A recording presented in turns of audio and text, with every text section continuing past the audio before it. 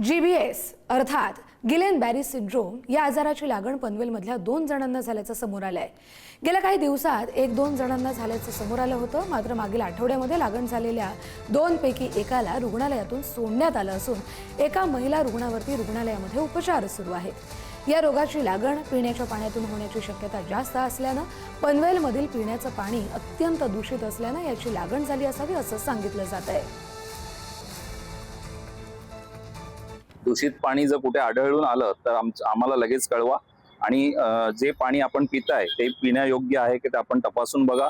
पाणी आपण उकळून प्या, स्वच्छतेची काळजी घ्या, कारण आता पावसाळा सुरू झालेला आहे, साथीचे रोग ह्याच वेळी पसरत असतात, त्यामुळे आपण सर्वांनीच या विषयाची काळजी घेतली पाहिजे असे आवाहन मी सर्व नागरिकांना करतो। काही इन्फेक्शन नंतर आपल्या शरीरामध्ये अँटीबॉडीज तयार होतात। आपल्याच ज्या नसा असतात त्या नसांवरती जे कव्हर असतं त्याला मायलिन शीथ म्हणतात, त्या मायलिन शीथच्या विरुद्ध अँटीबॉडीज तयार होतात आणि त्या अँटीबॉडीज त्या मायलिन शीथला डॅमेज करतात आणि त्याच्यामुळे हा GBS नावाचा आजार होतो।